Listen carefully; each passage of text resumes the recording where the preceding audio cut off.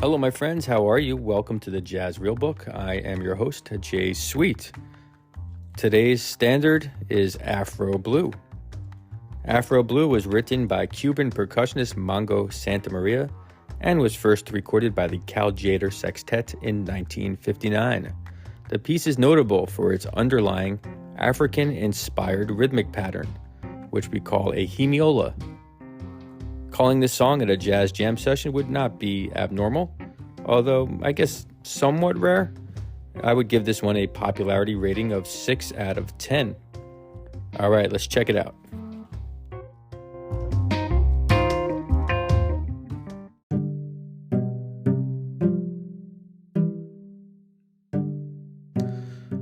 All right, so for the jazz nerd, let's break this one down. I give this one a difficulty rating of 5 out of 10.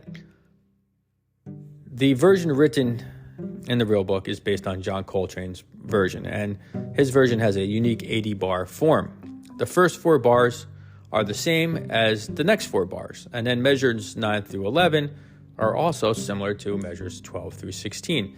And then what follows is this open 16-bar solo section. Then everything to that point repeats, including that solo section.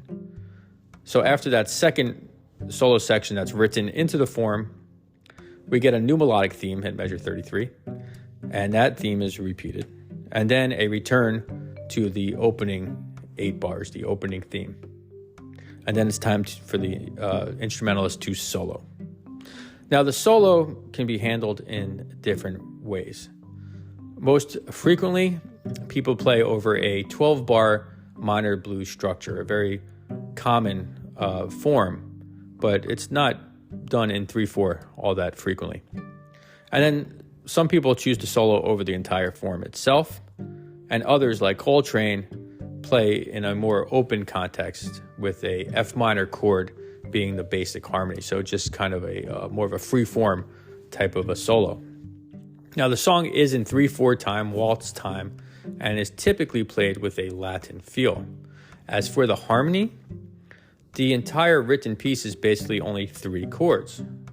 So the challenge on this one is, number one, not to get lost in the form, and then to create over a limited chord structure if you're playing over just that sort of one chord, that F minor chord, and do so over a 3/4 Latin rhythm.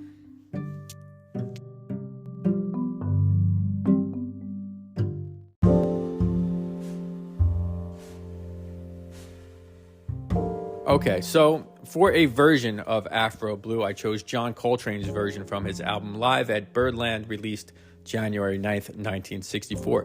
And in fact, I have an entire podcast about that album. My podcast, 30 Albums for 30 Years, 1964-1994, evaluates the 30 most impactful albums for each year starting in 1964. And the first show is John Coltrane's Live at Birdland. So I think you should check that out. I know you will enjoy that show. Now, in terms of Coltrane, briefly, it can be argued that John Coltrane is the most outstanding jazz improviser ever. Coltrane could improvise brilliantly over blues, ballads, standards, bebop tunes, and could play free jazz explorations that sometimes lasted nearly an hour, all with a signature sound, a creativity, a display of dexterity, and an approach that is incredibly personal, spiritual, and unique.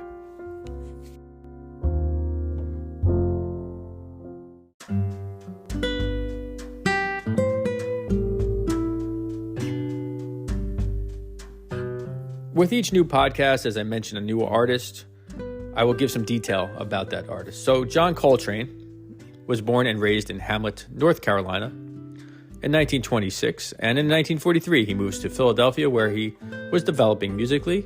After a stint in the Navy, he played with local service members.